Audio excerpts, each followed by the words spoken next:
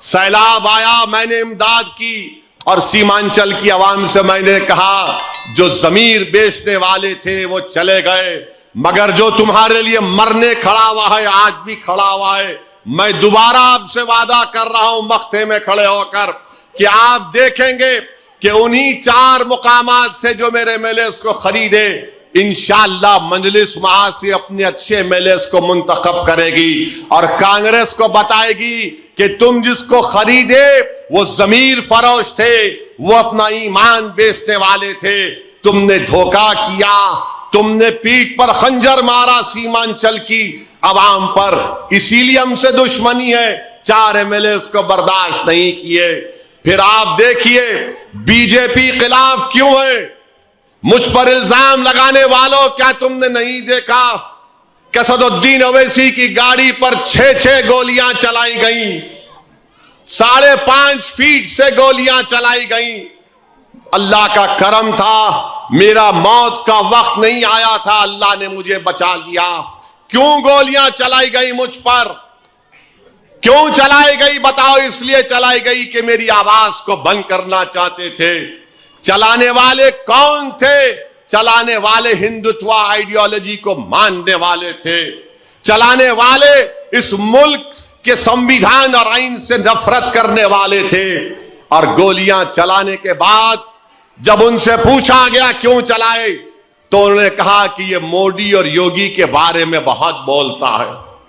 बताओ आप, क्या मैंने जुर्म किया कि भारत के आईन के सामने रखकर आपके मसाइल को उठाता हूं तो कोई मुझ पर गोलियां चलाता है, कोई मुझे धमकियां देता है, और कोई रोज ऐसा दिन नहीं जाता जब मुझे कोई ना कोई नंबर से मैसेज आता कि ओवैसी कल का सुबह का सूरज नहीं देखेगा।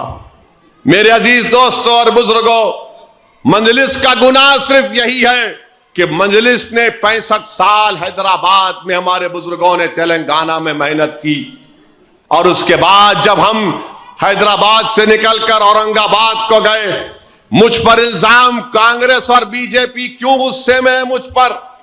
औरंगाबाद की पार्लियामेंट की सीट 19 साल से शिवसेना के पास थी, किसी में हिम्मत नहीं थी शिवसेना को हराने की। इम्तियाज जलील और वहां के हमारे 28 कारपोरेटर्स हैदराबाद को मेरे पास आए और आकर कहा कि असद साहब, औरंगाबाद में अपना एमपी जिताना है। मैंने कहा कैसे होगा? बोले आप इजाजत दीजिए, हम लड़कर औरंगाबाद में अपना एमपी कामयाब करेंगे। मैं दोबारा पूछा देखो ये मुमकिन है क्या? तो उन्होंने मुझसे कहा कि सदर साहब आप कितने दिन देंगे औरंगाबाद में? मैंने कहा तुम जितने दिन बोलो मैं देने तैयार हूं। बल्कि मैंने तो औरंगाबाद की सरजमीन पर खड़े होकर कहा था कि अगर मुझे मौत आ जाए तो मुझे औरंगाबाद की सरजमीन में दफना देना। बड़ी मुबारक सरजमीन है औरंगाबाद की, औलिया अल्लाह की सरजमीन है। हम मेहनत किए, बेसरो सामानी के आलम में औरंगाबाद में हमने मेहनत किए। किससे मुकाबला कर रहे थे? मोदी, अमित शाह, उद्धव ठाकरे शिवसेना से मुकाबला कर रहे थे। किससे मुकाबला कर रहे थे? कांग्रेस और शरद पवार और राहुल गांधी से मुकाबला कर रहे थे। हम किसी भी एतबार से उनसे मुकाबला करने के फील्ड में नहीं थे, मगर लाखों सलाम हमारे मजलिस के औरंगाबाद के जिम्मेदारों पर कि अल्लाह ने उनको इतना बड़ा हौसला दिया कि उन्होंने कहा कि हम लड़ेंगे आखिर वक्त तक। और नतीजा क्या निकला कि इम्तियाज जलील ने 19 साल के शिवसेना और बीजेपी के एमपी को हराया।